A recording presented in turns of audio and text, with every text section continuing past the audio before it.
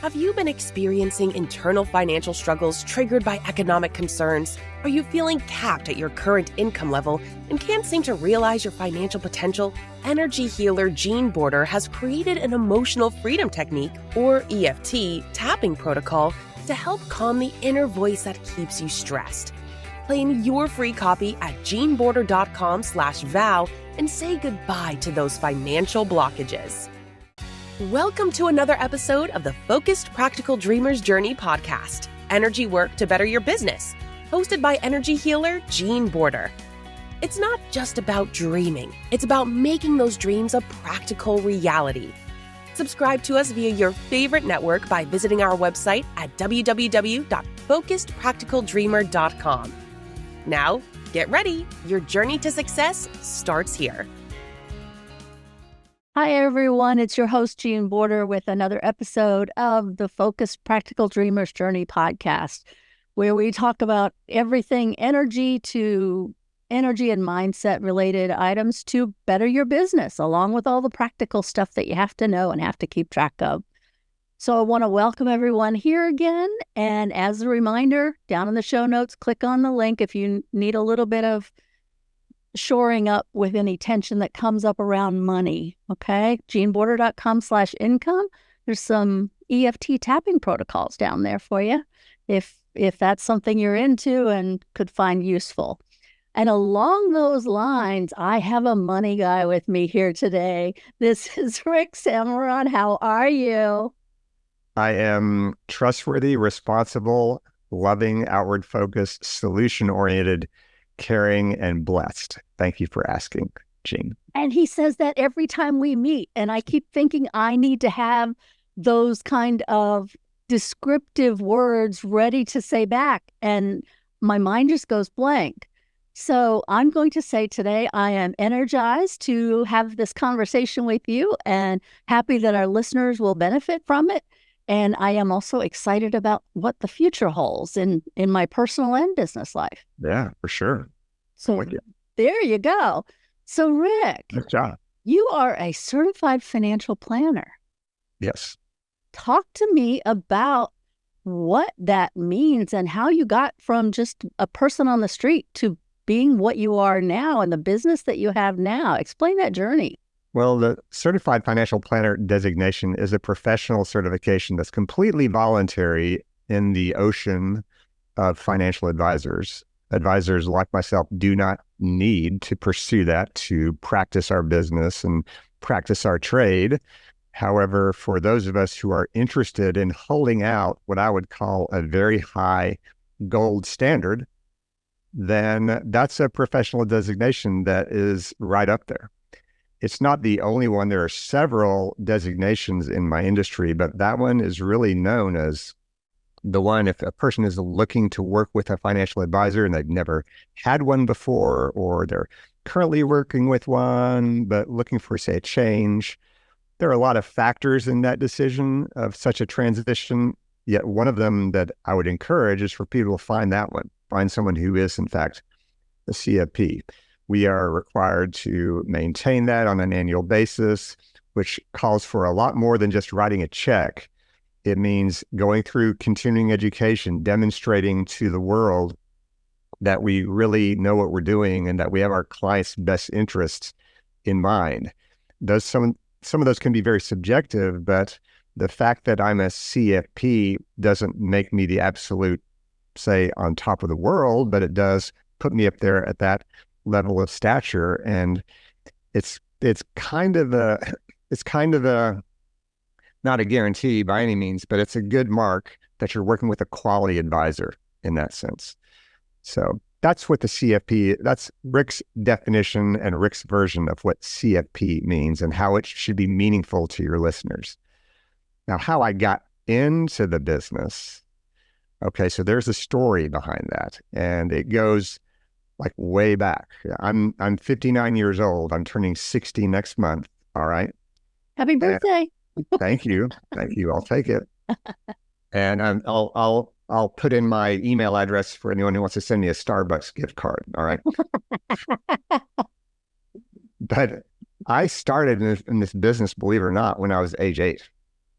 Oh my goodness. I was born and raised in Oklahoma City.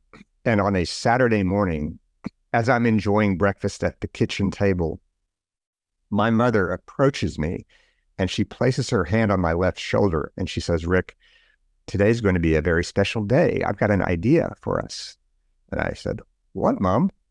She replied, "I want to take you to a place called a savings and loan, and we're going to open up a savings account for you."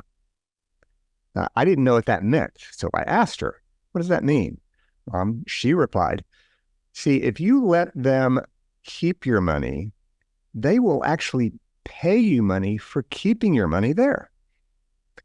I still didn't get it, but what was good for my mom was good enough for me. So I put my spoon back into my Fruit Loops. We went into the car. We drove to the savings and loan, and I emptied my pockets full of change, several coins just spinning on the counter. That must have been months worth of allowance, a total of $10. And my mother, as generous as she is, matched that with another $10. And my first savings account was born that day with $20. Now, it wasn't until 90 days later, Gene, I received my first statement in the mail. Okay. That $20 grew to $20.15. Oh, wow. I couldn't believe it. Really? This is actually true. All I have to do is just like let it sit there and do nothing. And it does this growth thing all on its own. I don't need to get involved.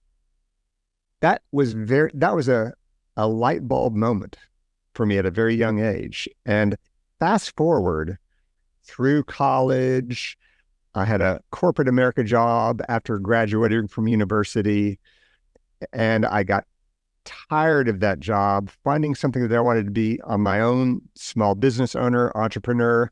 And I thought, what could I do? And looking back to that morning in Oklahoma City at age 8, I saw this pattern of behavior without really consciously realizing it. I've always been a saver. I maxed out on my company 401k and figured out how to live with whatever was left over. That was like my first go-to. My first stock investment was at age 18. I bought my first house at age 22. I'm not saying these things to brag. This is just what I did. It was natural, part of my DNA. And it all came to these habits that I developed at a very young age. And this was obvious stuff for me, yet it occurred to me as I'm wondering, what can I do that's like entrepreneur, do my own thing? I'll bet you these are all secrets that a lot of people are really not aware of. They were natural to me. I can create a business and show people ways, paths to whatever their journey they want to create an amazing financial life so that they can create an amazing life. I can start doing that. And that's exactly what happened in 1990. I started in the business long ago. I opened up my own company in 2001, and it still stands strong and proud today, growing like an amazing wildfire, if you will. But I'm very happy and very proud of what I've established. And that's how it all began.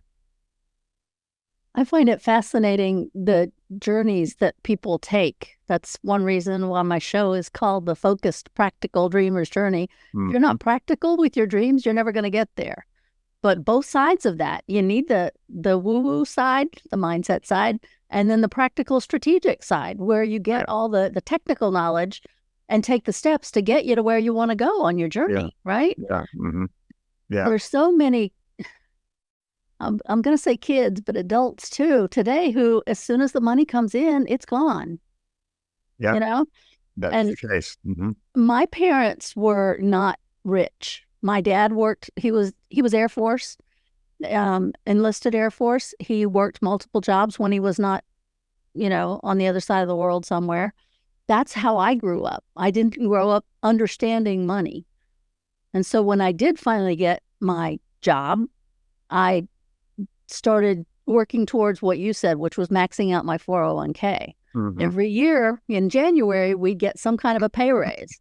And that money I would just add to whatever I was putting in my 401k. That way I never felt it. Yeah.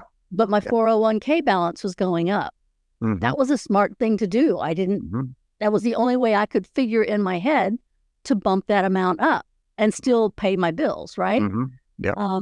So that worked out for me. So that's just an easy tip that I created on my own, but you jumped headfirst into it and maxed out yours immediately. That wasn't my mindset. I was too focused on, making sure I had enough money to spend, right? Yeah. It's a different way of looking at money. And when we start growing our businesses, money can be one of those things that, well, I've got expenses, so let me pay my expenses and then I'll see if anything's left over. That's something you hear a lot? I hear that a lot. And that's important. We have expenses that we must meet and satisfy for sure. Yet at the same time, I'm wondering, as people assess what those expenses are, take a look at what this line item for those who track and for those who don't track, maybe they should. However, let's track and see what were those list of expenses.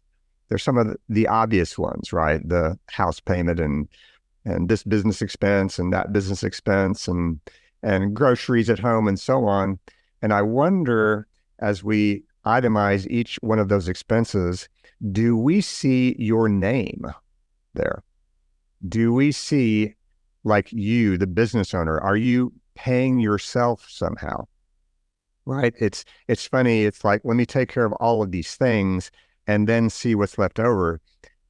That is an approach. That is a possible solution.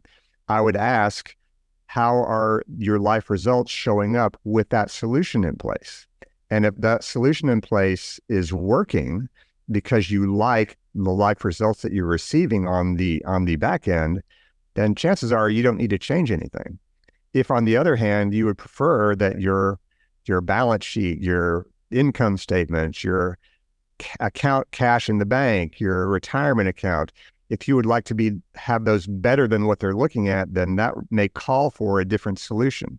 And maybe that solution is like reversing, because we're important too. Yes, the house payment is important. Yes, the business expenses are important, but we are important also. Our future is important also. And the only way that we can grow our wealth is by putting something away for ourselves. It has to begin somewhere. And it's faster if we keep that up. It's faster if we do it on a regular, consistent basis, just like everything else in life, right? And as business owners, I know that can be a challenge. It can be very challenging because many people don't have ongoing, I don't get a paycheck. My spouse, they work at XYZ company. They get a regular paycheck. I don't, or I'm on my own and my money comes in spurts. Yeah, I understand that. Yet does the mortgage company care? Are they giving you a break every other month or so because this month is not so good and next month is not going to be so great and so on?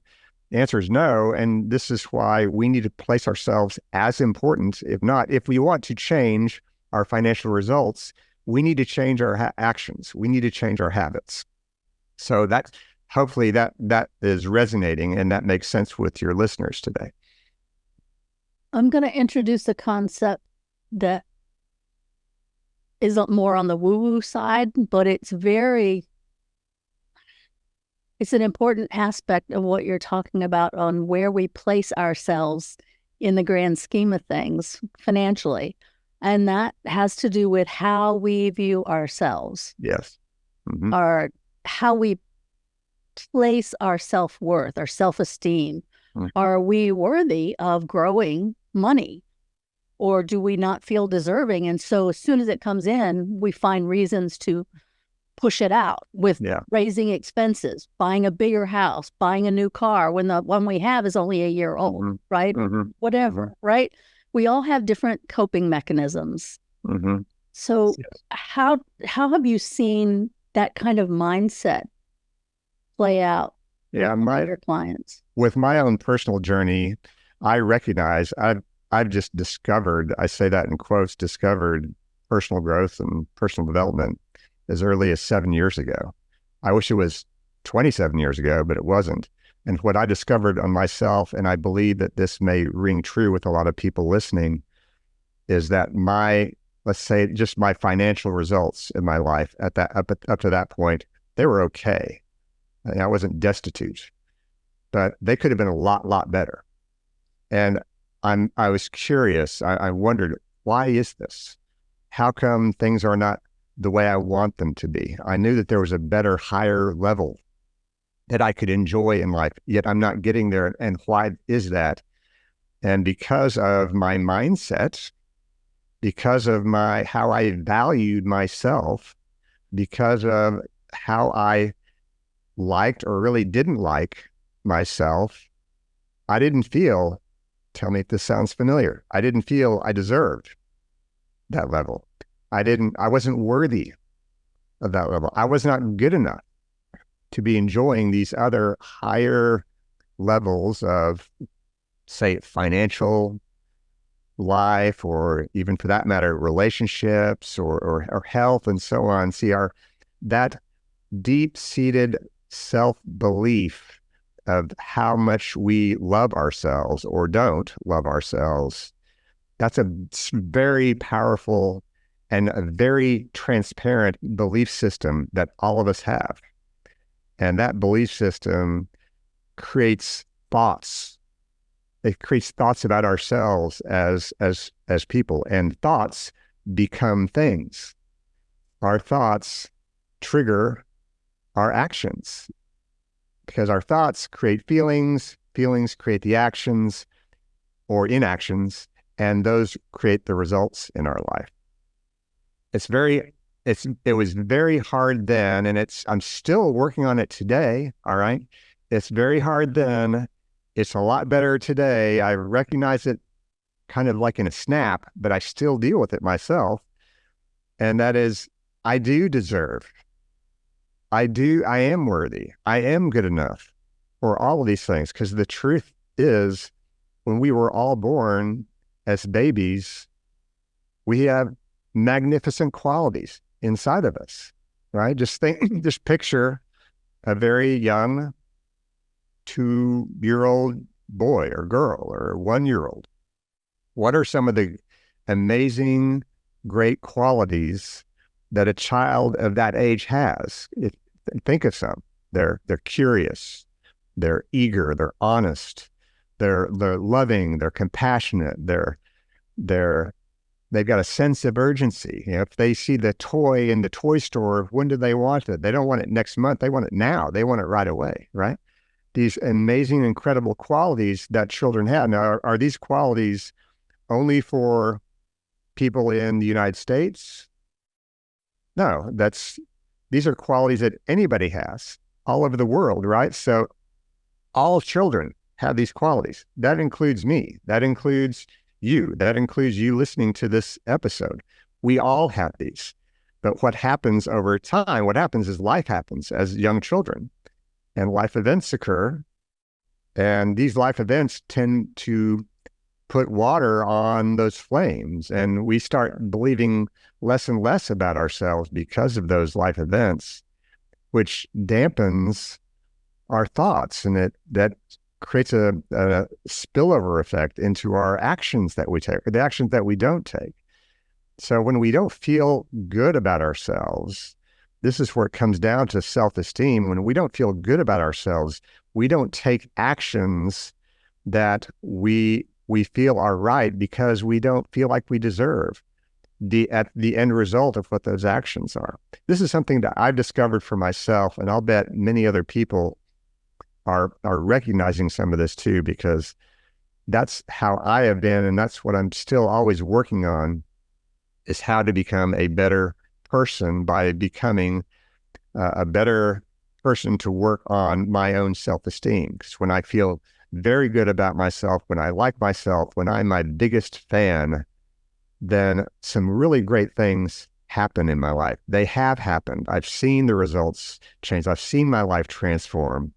And I know that there's even more on the other end if I continue down this path of filling up this self-esteem bucket over and over and over again. because it does evaporate. If we don't work on it, it does go down. We need to keep the well pumping. We need to keep the well pumping. A lot of times, I think we fall back on this cultural idea that we are not perfect. We always need to improve by figuring out what's wrong with us. And so that keeps us in that whole negative mindset. Yeah. Mm-hmm. Well, I'm not perfect, so maybe I don't deserve to move up an income tax bracket, right? Maybe I don't deserve for my business to take off the way I envisioned in the beginning that it would, right? Yeah. Well, rich people are greedy, and I don't want people to think I'm greedy, so I need to hold myself back a little bit. All these weird conversations we have inside our head when we flip the script, so to say. What are the real reasons why I don't deserve it? Well, there isn't really one, but somewhere there must be, or I would have it already. Well, no, maybe you just need to switch your actions a little bit. Maybe you need to come up with a new strategy. Maybe you need to increase your 401k contributions, right? Yeah. Maybe you need to actually open a savings account. Yeah. Maybe you need to buy your first stock. Yeah. Maybe you need to pay those bills on time. Maybe you need to pay that credit card balance before any interest incurs. There's a lot of very small actions that aren't too terribly challenging that can make a dramatic effect 5 years from now, 10 years from now, and beyond. You mentioned one that is can pile up so quickly is paying your bill on time. Because yes, one bill could be $5, but then next month it's another $5. Yeah. So by the end of the year, you've thrown away $60. What could you have done with that, right? Yeah. Or if it's a mortgage payment, it could be $200. Yeah. Mm-hmm. Right? There's true dollars and cents costs to all of that paying bills late. There is that. There's also the other ripple effects, which could be, how does that affect your credit score? And it definitely affects, whether you realize it or not, that affects your self-esteem. Because when it was no big deal. I paid a couple of days late. It's not a problem. They still got their money. Yet inside yourself, your self-esteem, conscious or subconscious, let's say, is saying, you know what? You don't really care, do you? It's sending a negative vibe, in my view, in your nervous system. And that affects other things in your life. When you're just trying to get by, just maybe kind of sort of trying to get by, that's a way to approach life, and that's fine. But yet again, pay attention to the results in your life and how is that working for you. So I'm not saying that's right or wrong. I'm just saying take a look at what your results are. And if you don't like what you see, then maybe there's something happening on a daily basis that needs to be modified to make things a little bit better for you. And physiologically, you're creating tension inside your body. Yes. Continued tension creates stress. Continued stress creates physical effects. Yeah. And so your immune system begins to drop. You begin to have pain in your joints, whatever it is, until you can find a strategy, an action plan to address the stress. It's going to increase. Yeah. So you have a physical effect on your body over time. And that does hit the pocketbook. Even if you have insurance, right? Even if you have insurance, yeah. Well, assuming most people have insurance now. That's right. For most people to get some kind of insurance now. So if someone is coming to work with you, what are some of the things that you address when you first meet someone? I want to get a good idea of how they are as a person. I want to know about yes, it's important to know the numbers. That is very important, but that's just part of the point A. It's just as important, if not more important, to understand what the dynamics are, like the family relationships. How great are they? How not so great are they? What kind of past experiences have they had with money? What are some of the belief systems that they have with money? And again, none of these are right or wrong, but it helps me help guide them down a path that they eventually want to find themselves. That's the point B. A lot of people have very similar point Bs in life. I would like to retire at some age. I would like to be able to send my children to some great schools come college time. I don't want to be in debt. I want to make sure that my estate plan is set up and just right. So if that truck runs me over tomorrow, everything will be okay, and that people won't be crying at my funeral for two reasons. Number one, I'm not here. And number two, I've left a destitute situation behind, right? So it's important to know a lot of dynamics.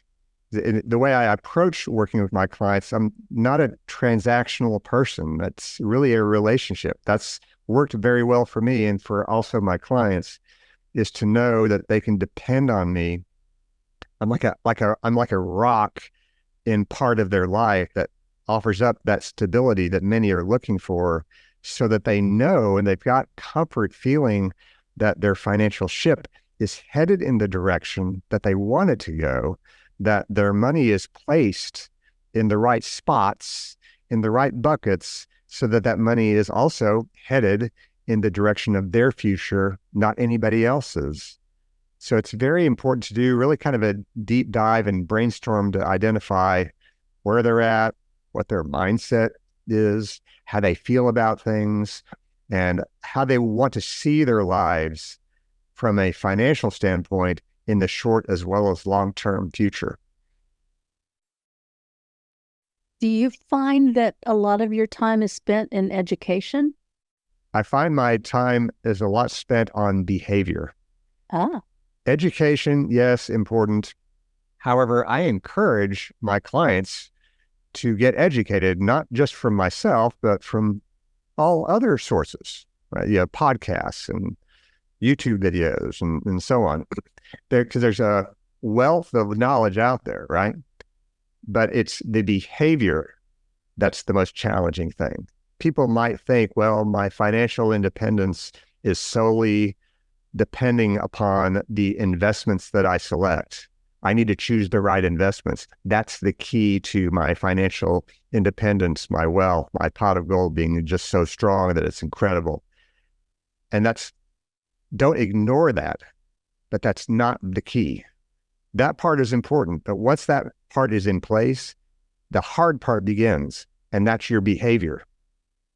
Not to freak out when a recession comes around, not to panic, not to become overly zealous and greedy, not to have sometimes the income tax tail wagging the dog. These are all behavioral errors that we as humans are subject to, and many people commit them. But it's really, I find myself most of the time helping my clients prevent doing those, what I see are mistakes. Because when you do that, you're off the path.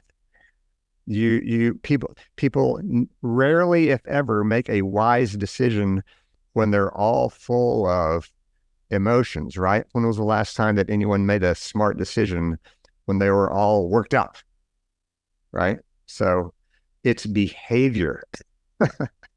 It's behavior. And that will always be the case.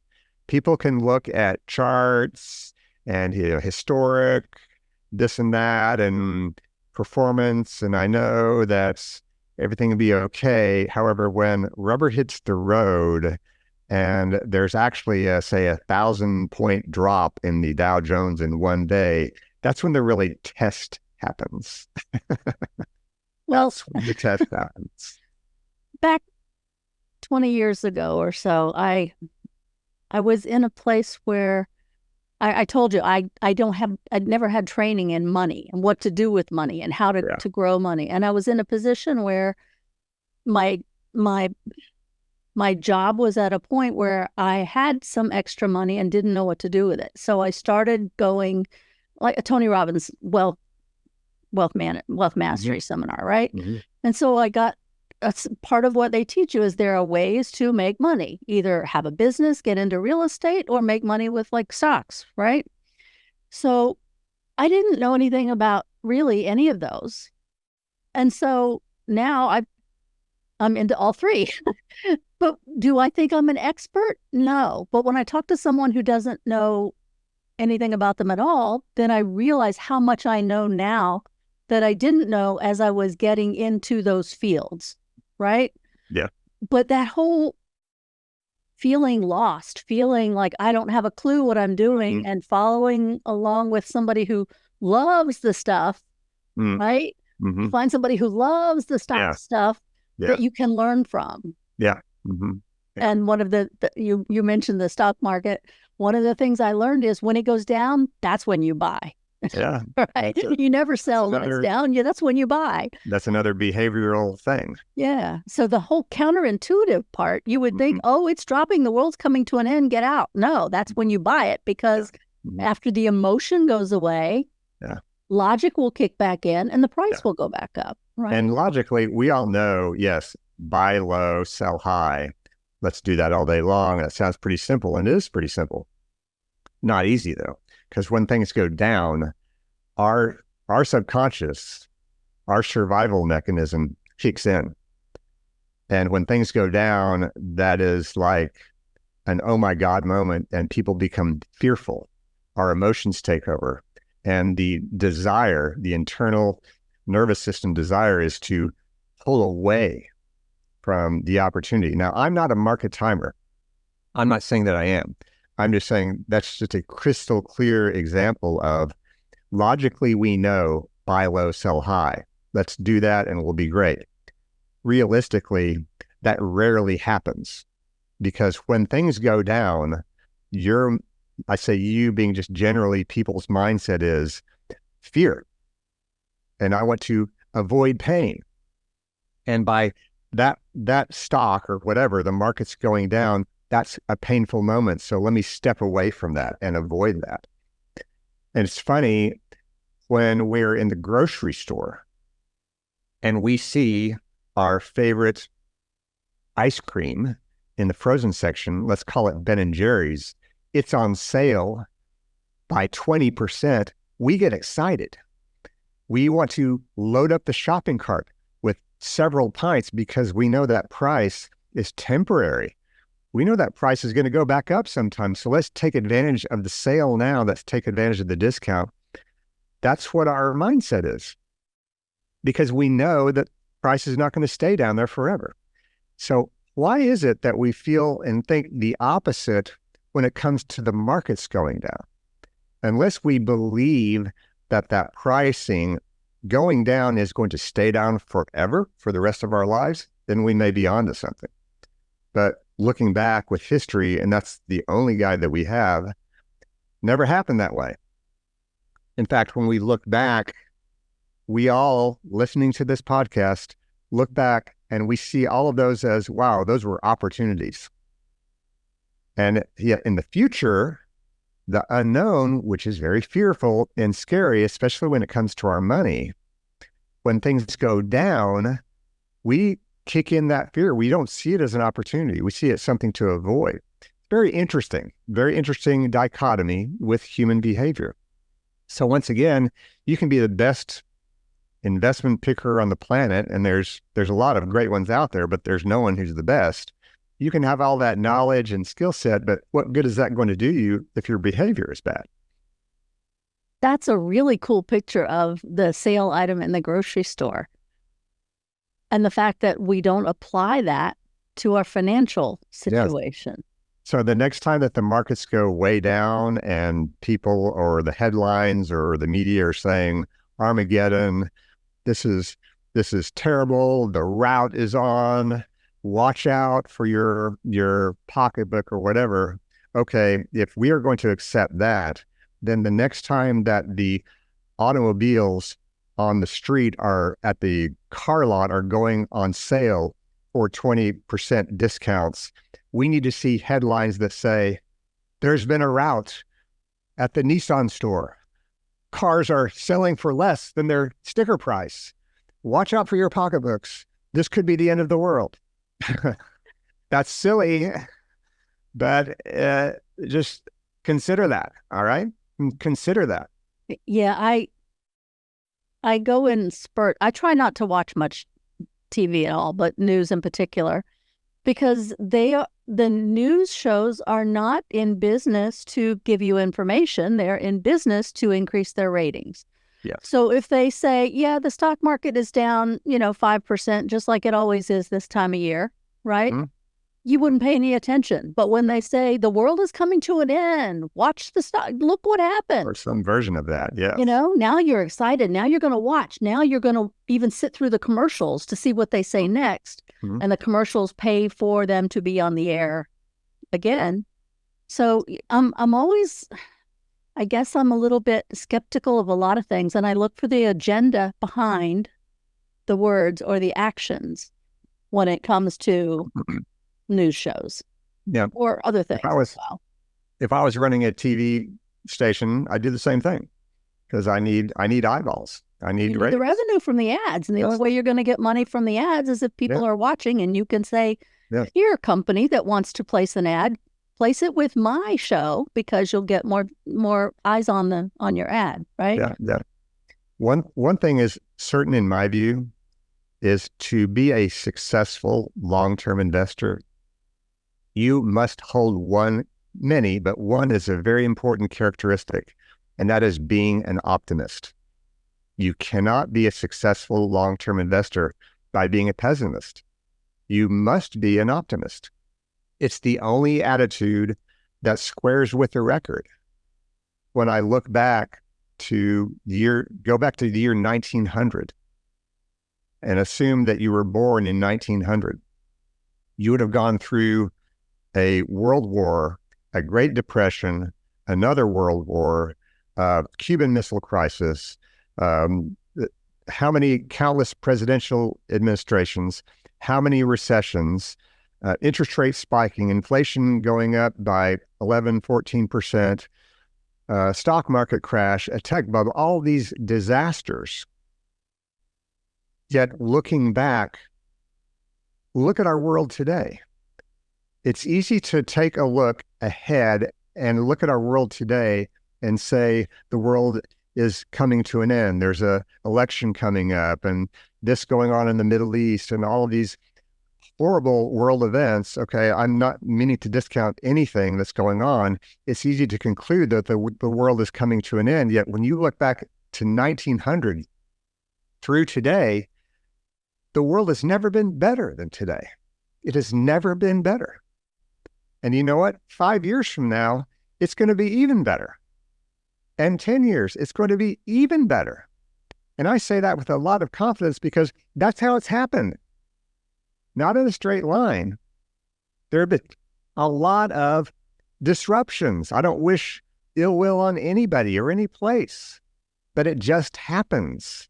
And because of that, we as a people, as a world, as a society, as an economy, and so on, we come out better, stronger, not without scars, not without bruises.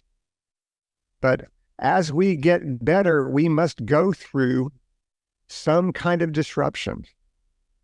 And that's why you must be an optimist. So whatever is happening, whatever is going on, you have to have faith that it will be worked out. One, we don't know what the solution is, but it will be worked out. And you also have to have patience that it will work out in its own time, not as fast as you want it, but it will eventually. Everything's a journey, right? And it doesn't happen in a straight line. You start down this path because you think it's the right way, and then there's a big rock in the way. So you deviate a little bit and you have a different experience, but you're still heading for early retirement or that home that you really want to purchase, whatever your next goal is, right? But it's all about the journey. And just like we happen to be in the U.S., so we have an interesting history here, but other countries have their own journey. But it still comes down to we need the basics to survive. And we have to determine for us what is a basic requirement, because mine may be different than yours. Yeah. And I think that may be part of what you're getting at when you say you need to understand the clients themselves. Yes. Mm-hmm. What their financial situation is, what their family situation is, what their goals are. Maybe they never want to retire. I've met people who never want to retire. Yeah. There's a guy who comes and works on my large appliances. He's almost 90 years old. He still comes in, lays on the floor, fixes the dryer, whatever, right? That's not anything I want to be doing when I'm almost 90 years old, but that keeps him alive. That's what he values, right? So we all have different values and we all have different priorities. Yes. And so the self-esteem part kicks in there. He thinks he's worth having a great life and interacting with people, and the way he interacts with different people every day is to come in and fix their appliances. Yes. Yeah. My mother is in her mid-80s and she still goes to work. That gives her a lot of value. There's a lot of value to be had in participating. And many people, well, no, I want to retire. I've been working so long. I'm ready. I cannot wait to hang that hat. And I've seen this happen. It's great. They retire. They're able to. Their pot of gold is strong enough. We can start flipping on the income switch. Here it comes. And now they do whatever they want to do. It's the sense of relief. And they entered into this new chapter in their life. Yet what I've seen, and this is not the case for everybody, but what I've seen is that it becomes a honeymoon. There's a honeymoon period that occurs. And the buzz does wear off. And going back to circling back to self-esteem, they feel like there's a sense of lacking value. Now, what do I do to feel good about myself?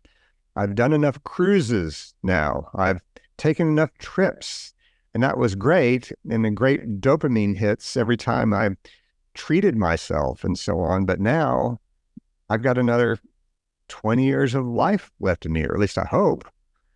And how am I going to best use that next 2 decades of my life? What is that going to look like? And that could be, another work capacity. It could be through volunteering or something, but we all as humans, we want to feel valued. We want to feel valued, and the way that we experience value is by being valuable. When we are valuable, we attract value in our lives. You mentioned something that really fits me. My dad was Air Force. I think I mentioned that. And so we traveled everywhere, right? He retired and I went stir crazy. And when I went back into when I got into the market for a job, I knew that I would have to eventually get a job where I could travel and somebody else would pay for it. And that's exactly what I did. I got to travel to all 50 states. I got to travel to multiple countries. And then when I did retire from that job, now I still travel, but I have to pay for it myself. So I'm still in the travel mode. Good. But I find my value, if you will, and I'm a holistic healer. So I have clients that I work with one-on-one, and I really enjoy that. I also find value in being the podcaster. So I can have conversations with people like you that I would not have met most likely otherwise, right? And I can share that information with the audience out there, with the listeners. But I still want the travel because I still enjoy the experience of something new, right? There are still a few, I've hit almost all the big ones that I want to hit. There's still a couple more maybe 3 more that I really want to get to, but I have to fund those, right? So the money has to come from somewhere, which takes me back to my business funding my lifestyle. Yes. Right? So from a financial point of view, I have to create enough money coming in to pay for the travel that takes the money out, and then I'll have to create more money, and I have this flow of money, if you will, right? Yes. Now, the 401k, I haven't touched it. And here's another mindset thing, right? Not knowing what to do, so I don't do anything. There's a time when mandatorily I'm going to have to start taking money out of my 401k. That's right. But right now, it's just like it's there if I ever need it. Yeah. type Mhm. thing, right? So it's a security blanket. Mhm. Yes, I worked hard to build it up, Yeah. but there's going to be a time when I start taking it out, but I don't want to take it out to travel. But maybe at the time that I'm forced to start taking it out, it may fund travel, right?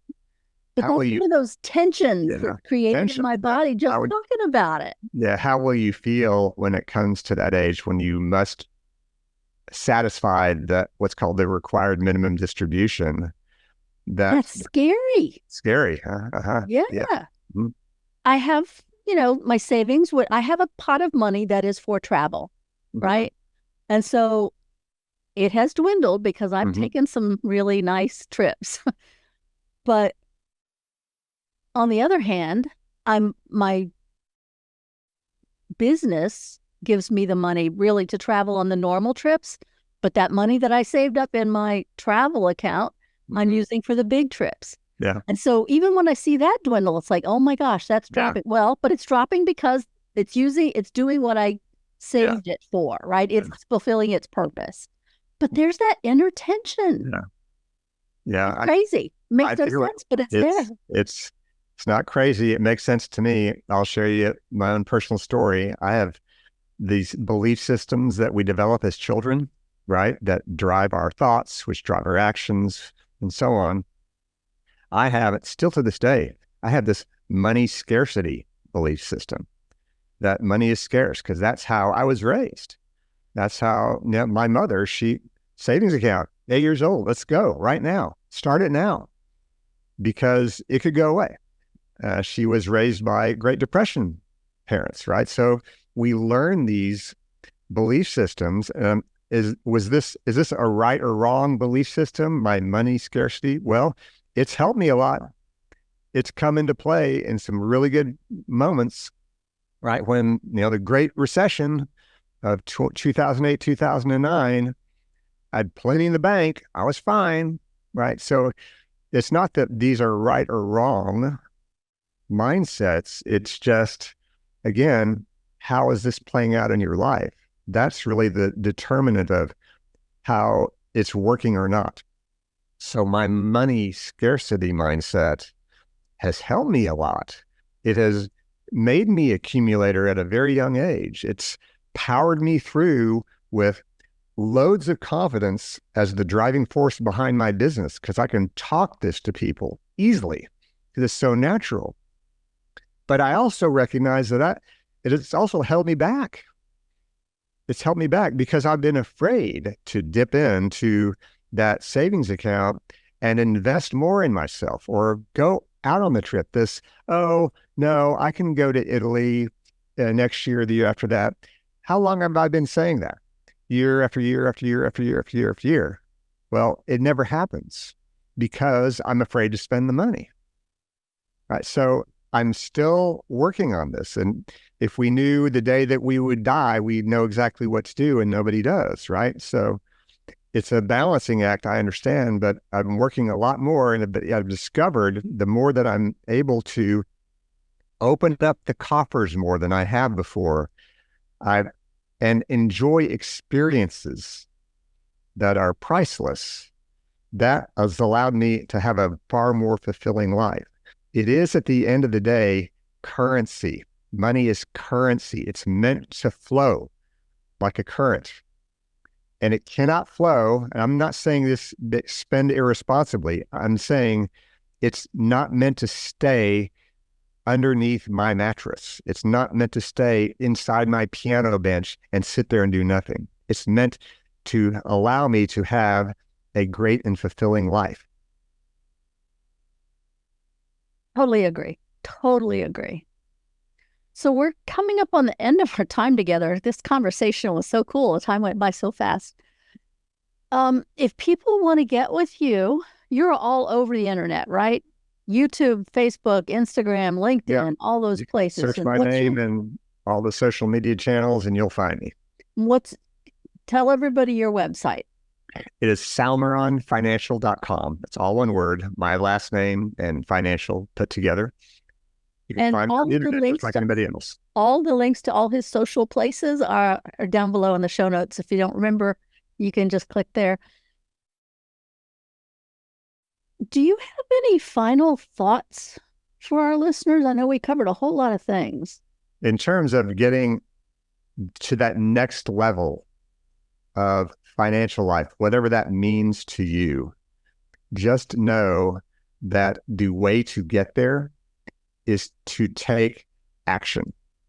Inaction is not an ingredient found on the recipe for success.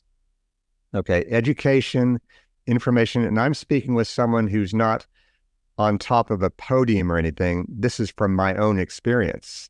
All right. So what I've learned, I'm sharing with you now, is that education and information, if it's not put into action, is nothing more than entertainment. And I can find entertainment on Netflix. But if I want to level my business up to that next level, I need to take the actions that I know I need to take on not big actions, just mini micro actions every single day. I'm planting seeds every single day because the results I have in my business today are because of seeds I planted 5 years ago, 10 years ago. And the results of my business 5 years from now, 10 years from now, are because of thanks to these seeds that I'm planting right now. So plant those seeds. And make sure you show up in your business. That's something else that you said that I want to reiterate. When you're looking at the expenses for your business, do you even show up? Yeah. Who gets priority? Yeah, that's cool. So I want to thank you for your time, Rick. This has been really a fun conversation for me, but also thought-provoking, if you will. But yeah, that whole scary thing about delving into my savings in the 401k, that makes no sense to me on one level. But on the other level, I spent all that time amassing that money and now I'm supposed to let it go, That's funny. You don't have to, although I will add, everything that you want in life that you don't currently have is on the other side of fear. Yes. Totally get it. So thank you for being here. Listeners, thank you for being here for this money episode. I want to thank everyone for tuning in again. This is your host, Jean Border, with the money episode of the Focused Practical Dreamers Journey podcast. Until next time. We trust you enjoyed this episode of the Focused Practical Dreamers Journey podcast. Energy work to better your business. Hosted by energy healer Jean Border. Remember to visit our website at www.focusedpracticaldreamer.com and enjoy even more great episodes like this one. Again, while you're here, subscribe to us via your favorite network. We look forward to seeing you next time on the Focused Practical Dreamers Journey.